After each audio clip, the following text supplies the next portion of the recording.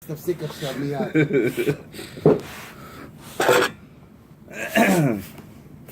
Okay.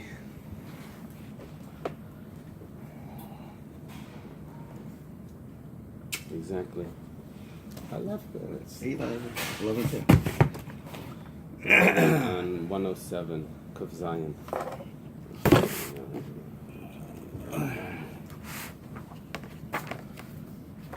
107A.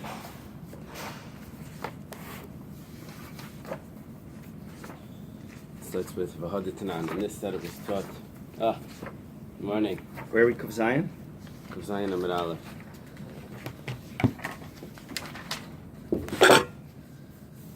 Watch the check if the camera's positioned right. Yeah, looks good. Okay. So, Vahaditanan. And this set it was taught in the Mishnah. Zayrik mixas damim b'chutz chayev. Where are we holding? Minalan. 107. Amid Aleph? Amid Aleph. The first word on the line, it's probably about 12 lines down. Hamala v'hamayla kasha. Yeah. You see that? Yeah, V'haditnan. I got it. So Hazayrik mixas damim b'chutz chayev. Someone that sprinkles only some of the blood of the animal, not all of the blood. He's doing it outside the temple. It's going to be chayev. Minalan. From where do we know this? Now, I need to point out that, let's say you would do that in the temple. You don't sprinkle all the blood. You only sprinkle some of the blood. Is that a good sacrifice in the temple? So let's say a sacrifice that you're supposed to put 4 applications of the blood on the altar, and you only did 1. You're supposed to put 2 on each, on caddy corner, and you only did 1. Is that a good sacrifice? So the rule is that b'diavad it is a good sacrifice. You're supposed to do 4. You're supposed to do 2, but he only did 1. So b'diavad it's a good sacrifice. So because in the Beis Hamikdash it would have been b'diavad after the fact, it would have been a good sacrifice. So therefore, if someone does it outside the temple, then he's chayev. He brought a sacrifice, a valid sacrifice outside the temple. So how do we know this? So nafkale midetanya, we know it from this that it was taught in a brisa. When someone slaughters a sacrifice outside the temple, the pasuk says, "Dam yechashiv." It's considered his blood. The pasuk goes on. It says, "Dam shafach." It's as if he killed a man. It's as if he spilled blood. Someone slaughters a sacrifice outside the temple. The fact that it calls it his blood, that it's considered blood, l'rabbi sazayrek, it's coming to include someone that sprinkles blood. And knows that term. That description that it's used for someone that slaughters a sacrifice outside the temple is coming to include someone that sprinkles blood outside the temple as well. That's like he slaughtered or offered, specifically slaughtered. Div Rabbi Shmuel. That's how Rabbi Shmuel understands that someone that sprinkles blood outside the temple also commits this violation. Rabbi Kiva Imer, oy zevach, or he slaughters.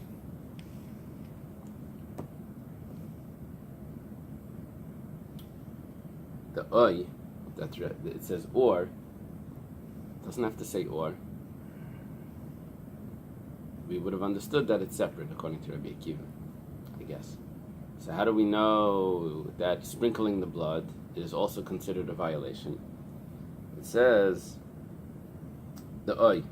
The pasuk says oyla zavach. If he brings up either a burnt offering or a zevach or a shlamim, yeah. The oy, the or, is coming to teach me that if he sprinkles the blood, that's also a violation of bringing a sacrifice outside the temple. It's an extra word in the Torah. The oy means or. The Rabbi says Zayrik. That's what Rabbi Akiva says. We know that Rabbi Akiva uses every word. He learns halachas from every. Rabbi Shmuel hayezavach my avad like. What does Rabbi Shmuel do with the extra word oy, or? It says lachalik. It's coming to divide. This is very common. When the word oy, if it's going to be darshaned, there's many times it's a machlekes. Are we going to learn from the word oy or not? The one that does not learn from the word oy, what he does is the following. He says that if it didn't say oy, then I would have thought that I need to bring a burnt offering and a peace offering in order to violate bringing a sacrifice outside the temple. How do I know that if I bring one of them, I also did the violation? It says, or this or that. Follow? So he says that you can't learn oy to teach me sprinkling the blood. He has to learn sprinkling the blood from Dam Yechashiv. Rabbi Kiva lechalik minale. How does Rabbi Kiva know that only if you bring one of them, you already committed the violation of bringing a sacrifice outside? Maybe you have to bring both, because he says that the word oy teaches me sprinkling of the blood. It says nafkale milo yevienu. It says that he did not bring it or him. There's a pronominal suffix on the word. Yavi means he brought, or he will bring. Yavi is he will bring. Yevienu means he will bring him. Now the nun vav at the end, it depends if there's a dagesh in the nun. If the nun has a dagesh in it, it means him. Otherwise, it would mean us. So lo yevienu, right? Bring him. Him is a singular. So that Rabbi Kiva says, I don't need the word oy to tell me only one sacrifice. Yevienu is a singular. He did not bring it to the temple. It says, Vel Pesach Hayomai la Yevienu. He did not bring it to the entrance to the temple. That's the violation. But what didn't he bring? He didn't bring a singular. That means that even one of them would have been the violation. Rabbi Yishmael, why does he need the oy to divide? It says Yevienu, a singular. Hahumi baile. Rabbi Yishmael brings it, or Rabbi Yishmael, he needs it. Ala shalim uchayev and chayev ala chaser. Let's say someone brings an animal that's not a complete animal outside the temple. He's exempt. It wasn't a complete animal. The animal was missing a limb. I'm going to see it's machlaikas how this works. But he says Yevienu has to bring him or it, and it wasn't complete, so that he's going to be exempt. So Rabbi Yishmael learns from Yevienu that it needs to be complete. Rabbi Akiva learns from Yevienu that a singular is already chayev, right? Even if it's either one or the other sacrifice, it doesn't need to be both. But how does Rabbi Akiva know that it needs to be complete? Rabbi Akiva nafkale milasi seisai. It says in the pasuk, he didn't bring it to the entrance to the tent of meeting to do it or to perform it. It says it in a singular. It doesn't say Isam, it says Isai. So we have a singular. So Rabbi Akiva says, I don't need Yevienu, I have Isai. Yevienu, according to Rabbi Akiva, was telling me that it needs to be singular. How do you know that it needs to be whole? La sai sai sai. It. It means that it needs to be complete. So now the problem is that Rabbi Yishmael has two words that are telling me that it needs to be complete. Isai and Yevienu. Rabbi Yishmael chad lemektorei pnim shechasru v'helu b'chutz v'chad lemektorei chutz shechasru v'helu b'chutz. Why Rabbi Yishmael needs both. He needs two things to tell me that it needs to be complete. Why? Because if you remember, we had a rule, a very interesting thing, that let's say you put the sacrifice on the altar and it's burning, and because of the moisture that's in the sacrifice, it pops, and it jumps off the altar. Right. So the rule was that you were supposed to take it and put it back on if it wasn't burnt or if it wasn't. Those things that jumped off the altar, they were partially burnt. So, and I had a din that I needed to put it back on the altar. Now the rule normally is that anything that would be the mitzvah to do in the temple, outside the temple would be the prohibition. Mm-hmm. So because in the temple, I was supposed to put on the altar things that were partially burnt, that weren't complete. So outside the temple, I need a special verse to tell me that I'm going to be exempt if it's not complete, because it needs to be whole. So I need two verses now. One to tell me that if it was slaughtered outside the temple, you're not allowed to put it on an altar outside the temple. But that violation is only, that the punishment for that violation is only if it's, oh, you got the seat. You can sit here wherever you want. That violation is only if it's complete. And then another word is if it was slaughtered in the temple, and then you took it out of the temple, and you bring it on an altar out of the temple, that violation is, or that punishment is only if it's complete, the animal, not if it's incomplete. Why do I need two verses? Let's see. Vahatanya, and this was taught in a brisa. Usually, Vahatanya is a question. It goes, Vahatanya, but it was taught in a brisa differently. But the Aramaic word Vaha could be translated as but, which means that we're now going to reject something. Or it could also mean in this. This. And what here it means, and this is what it was taught in a brisa. Vahatanya, and this is what it was taught in a brisa. So, how do we know what it's telling me? Rashi uses the term binichusa. Binichusa means he tells you what song you're supposed to sing it in. You can sing it as a question, or you can sing it as a right. Okay. Vahatanya, and this is what it was taught in a brisa. Rabbi Shmuel says, Yachol muktari pnim shechasru v'helu b'chutz chayev.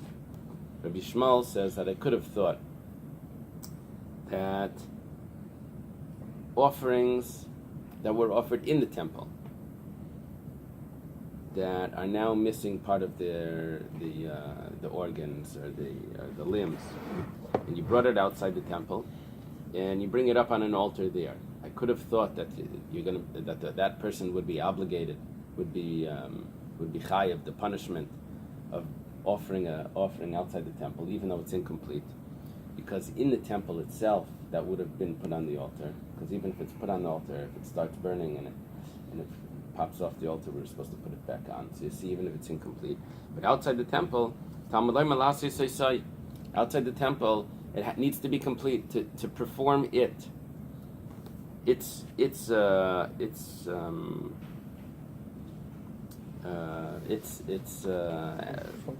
function. A person is only obligated if it's complete, but not if it's lacking outside the temple. So Rabbi Yishmael learns it from to perform it. Rabbi Akiva has said that he tells me that it needs to be complete, but he only has one verse that tells me that. He doesn't have two that tell me that it needs to be complete like Rabbi Yishmael, because Lo Yevienu, according to Rabbi Akiva, was teaching me that you don't need to bring two sacrifices to be obligated. It's or this or that, because it's a singular. Rabbi Shmuel learned it that singular is telling me that it needs to be whole. So Rabbi Shmuel had two, Rabbi Akiva only has one. Rabbi Akiva Muktari Pnim Shechasr V'Ela B'Chutz. I'm sorry, Rabbi Shmuel says it could be two things, or this or that, and Rabbi Akiva says one? No. We had two terms that were singular, right, referring to the sacrifice. Right.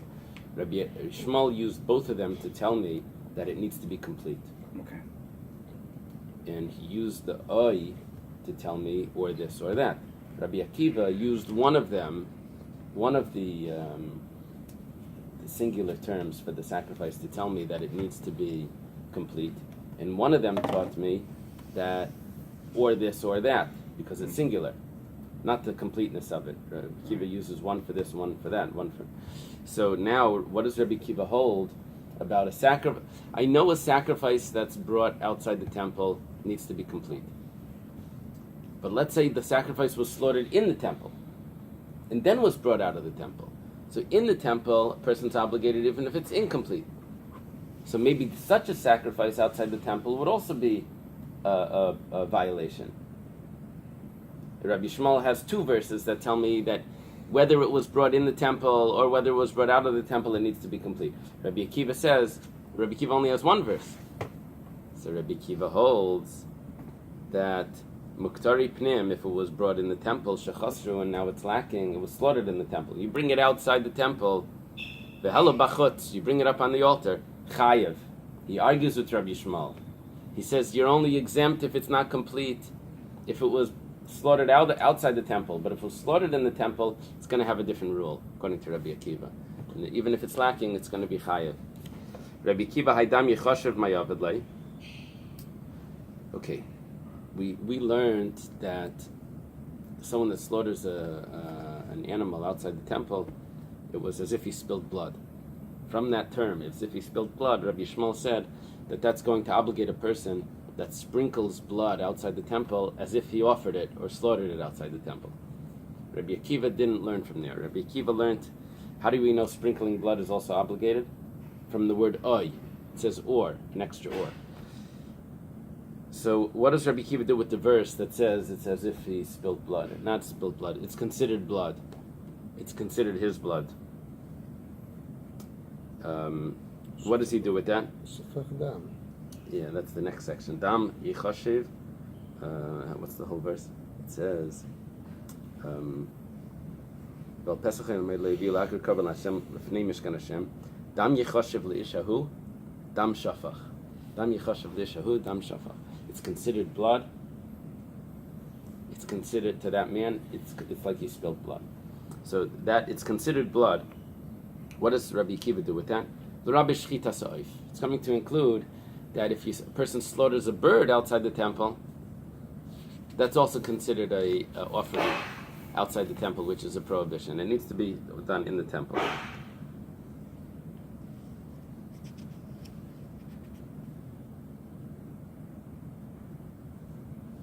Now, is this referring to... I would have thought that it was only Malika. I think so. Because in the temple, you don't do Shechita. In the temple, you do Malika. And now you're performing this service outside the temple in a prohibited way. Mm-hmm. But it's a prohibition even if it's done as Shechita. That's what Rabbi Akiva learns. Rabbi Yishmael, how does he know that slaughtering a bird is also a prohibition? Nafkalemi oyasher yishchat. He learns when it says, or he slaughters, where's this verse? It says, any man from the house of Israel that slaughters an ox or a lamb or a goat in the camp, or he slaughters it outside the camp. This is the beginning of the section, not to slaughter a sacrifice outside the temple. But it says, or he slaughters. Now it's not referring to birds, it's referring to animals. But the fact that it has that extra oy, or, that's teaching me, also it's coming to include birds as well. Rabbi Akiva, what does he do with that oy? He learned it from Dam Yichashiv. So Amalach, Rabbi Akiva would tell you, Rabbi Akiva would say that even though Malika is the way of performing a bird, the service of a bird, in the temple, but outside the temple you're exempt if you do it with Malika. It needs to be Shechita. Rabbi Yishmael Nafkalei, how does Rabbi Yishmael know that? He learns it from Zehadavar. It says, this is the matter that Hashem commanded, saying, the Tanya, as it says in the Braisa, Yishchat, that he slaughters, Ein li ela sheichet behema, I would only know if he slaughters an animal, that he would be chayev. Shachadayf minole, how does he know if he slaughters a bird outside the temple? He's chayev. Talmud Laimar oyashe yishchat. This is Rabbi Yishmael's words. He says that we learn from oyashe yishchat, or that he slaughters. That or is coming to teach me slaughtering a bird also outside the temple. Yachal afamaylik. I would have thought, I'm on the first wide line over here. I would have thought also if he uses his fingernail to slaughter it, he'd be chayev v'dinhu. And it's logical that he should be chayev for malika outside the temple. Ma shchita, just as slaughtering. Dein derech echsheira b'fnim. Chayev, that's not the way of making it kosher inside the temple. And nevertheless, outside the temple, he's chayev when he does it that way. Malika, when he does this function with it, when he performs with his fingernail, shederech echsheira b'fnim, that is the correct way of doing it in the temple. Ein dinshu chayev, for sure he should be chayev outside the temple. If you do malika outside, you should be chayev. He should be chayev. Yeah. Talmud Leimer Zehadavar. It says no, that this is the way that he'll be chayev, not in another way. The malika outside the temple is exempt. That's the opinion of Rabbi Shmuel, exactly as it was described. And then we have Foda Brisa. Rabbi Akiva Amalach, Rabbi Akiva would say, Hahumi Baile Gzer Shava. That Zehadavar teaches me a Gzer Shava. Now the Gemara doesn't explain the Gzer Shava here. It's such a famous Gzer Shava that it just leaves it off. And you're supposed to know it from other Masechtas. What other Masechtas does it say it in? In Darim and Baba Basra. It just leaves it. Doesn't explain it.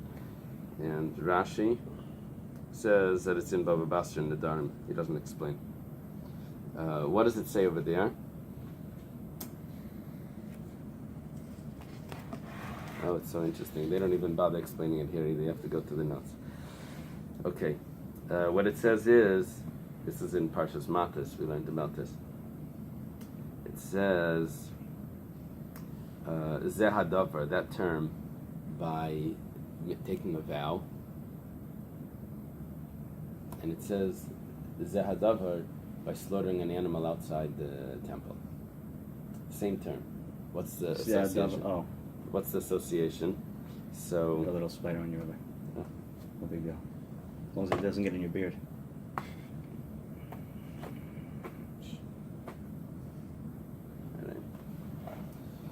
What's the association? Remember, they would tell you that it's a 7 mitzvahs and 1 avera to kill a spider. You ever heard that? What? They used to tell, I don't know the source, but they would tell me as a kid, if you kill a spider, it's 7 mitzvahs and 1 avera. Really? Yeah, but I don't know the source. I don't know. Because it's spider. Right. Okay. So, what's the connection between the taking a vow and slaughtering an animal outside the temple? So,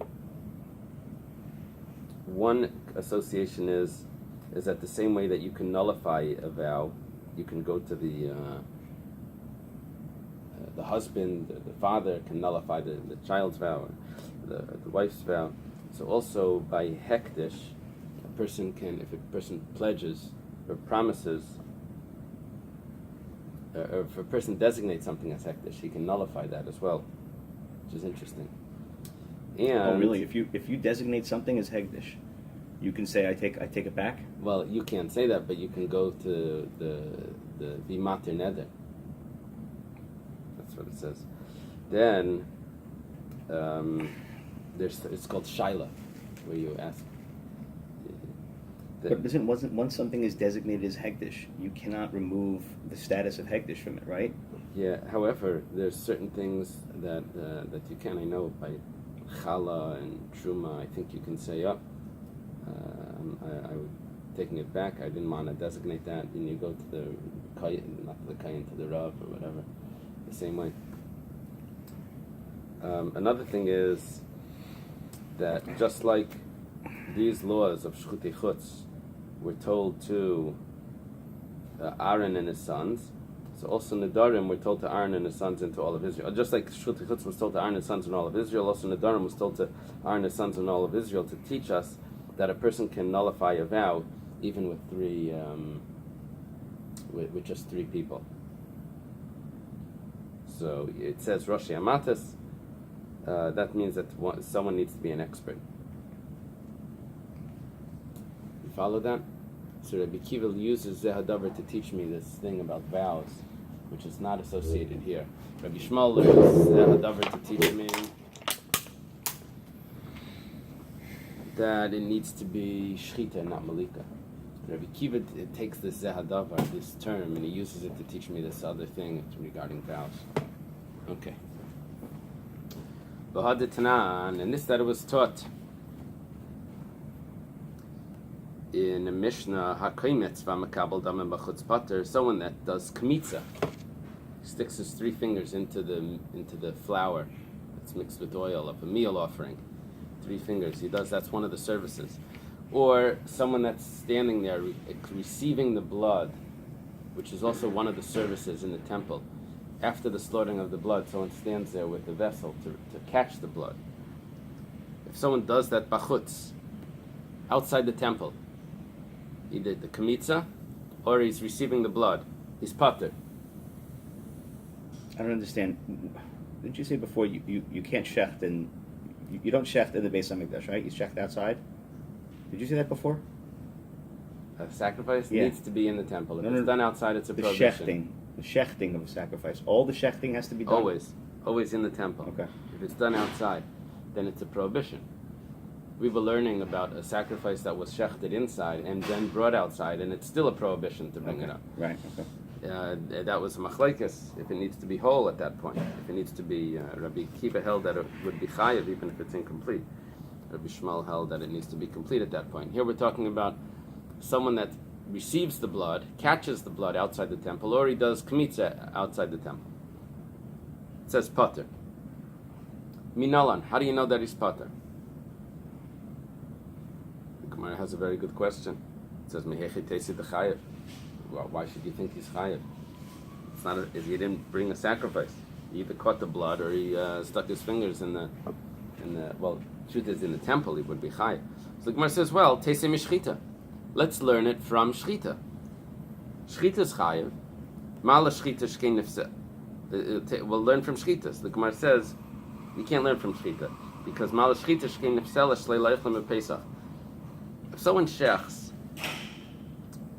a Pesach, Korban Pesach, for someone that's sick or old, that's not able to eat a kazayas, so the shchita is invalid. However, if someone does kmitza on a sacrifice, on a meal offering, and no one is going to be able to eat from the offering, the kmitza is still good. That means shchita is more strict. And the same with receiving the blood. If someone receives the blood of a sacrifice, that no one would be able to eat that sacrifice, the owner is old and sick or whatever. So, it doesn't become invalid. It's only by shchita of a Korban Pesach that it becomes invalid if the owners of it are old or sick. That means that you can't learn from shchita, because shchita as much has these stringencies. So the Gemara says, well, tesim mizrika. You're not allowed to sprinkle the blood. That we just learned. We had all these verses. Shmuel, Rabbi Kiva. How do you know sprinkling the blood outside the temple is also a prohibition? So if sprinkling the blood is a prohibition, let's understand from that doing kmitza or catching the blood is also a prohibition. You have to catch the blood before you sprinkle it. Gemara says no. Malazrika shkein zor chayav ala misa. Sprinkling the blood is very strict. If a non-kohen sprinkles the blood, is chayav misa. That's not so by kmitza or by catching the blood. The Gemara says, good question. Teisimi binaya. Why don't we learn from the two of them together? This is called, the way when we learn one thing from another is called mahatzad. In Rabbi Shmuel, it's called a binyanav. Rabbi Shmuel Eimer, Shleish Dvarim Materne Jasm Kal Chaimer, Zer Shavim Binyanav. Binyanav is you learn from one thing from another, just a comparison. When you can't learn from it because the comparison isn't perfect, so then what you can do is you can take two comparisons that weren't perfect, you join them together, and you say, I'm going to learn from the common factor of both of them. Even though this one wasn't perfect, but the other one doesn't have what this one's lacking. And this one doesn't have what that one's lacking. But the common factor, all three of them have. So it's called a tzad shava. Learn from the common factor. Tzad is the factor, and shava means common, the equal factor. So Teisimi Binaya will learn from the tzad shava, we'll learn from both of them. So how will we learn from both of them? So we'll go like this. Shchita is a violation outside the temple. And I know that shchita is very strict because shchita will become invalid if there's no one there that can eat a kazayas. I'll say, well, that obviously is not the reason why shchita is a prohibition outside the temple, because zrika, sprinkling the blood, doesn't have that issue, and it's still a prohibition outside the temple. So don't tell me that's the reason why it's a prohibition outside the temple. So, well, you can't learn from zrika, because zrika, sprinkling the blood, is a prohibition of death penalty if a non-kohen does it. You said, well, shchita is also a prohibition outside the temple, and it's not a death penalty if a non-kohen does it. So don't tell me that's the fact. So what is the common factor between both of them? The common factor is that it's a service in the temple, and you're obligated outside. So therefore, a service in the temple that the person's obligated, person is punished. If he does it outside the temple, that would also include kmitza, which is a service in the temple, and receiving the blood, which is a service in the temple. So we can learn it from all three of them together. From the two of them together, will include kmitza in. And now the question is, once I thought I could learn it, so how do I know that it's not? It's not. It's exempt if he does it. But we're trying to say why. We asked, how do you know you're exempt? We said, who says that you should be chayiv? We said, well, the reason why you should be chayiv is because you can learn it from the two of them together. Where it says he can't learn from the two of them together. Why? If you're going to say that you can learn from two things together, so why did I need verses to teach me sprinkling of the blood? I could do the same with the sprinkling of the blood. I can learn it from the slaughtering, which is a prohibition outside, and offering it up on the altar, which is a prohibition outside the temple. So I don't need any verses for sprinkling of the blood. It must be that you can't learn from two things together, and that's why I need verses for each one. So, v'teisim mishchita, actually, from the words v'teisim mishchita until lahachi ksiv, you go down a few lines, Rashi takes it out. So let's go now to 5 lines down. Lahachi ksiv, you have to add in a word. It's ela lahachi ksiv, kra lemeimar t'leyasim beinaya. That's why we have a verse by Zrika, because that tells me that you cannot learn from two things together. I need a verse for Zrika. What was the verse? That was Machlekes Rabbi Shmuel and Rabbi Akiva. But whatever the case is, without a verse, I don't know that it's a prohibition outside the temple, and therefore kmitza and catching the blood is not a violation outside the temple. Okay. Amar Rabavo says, this is really interesting. This is a discussion a lot in the laws of Shabbos. If someone does two malachas together, how many sacrifices does he need to bring? Now we're going to discuss the same type of idea.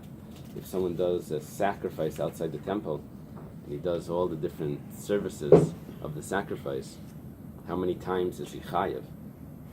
Are they included as one, or are they separately? Rabbi Vo says, shachat, if someone slaughters, v'zarak, and he sprinkles the blood, the divrei Rabbi Shmuel is chayav achas. Why?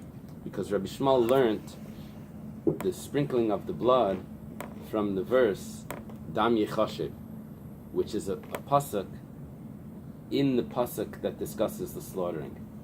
So because it's from the same quote, it's considered one.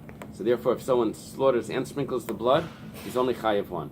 However, the divrei Rabbi Akiva chayiv shtayim. Rabbi Akiva says that he learns it from the oy, sprinkling of the blood, from the or,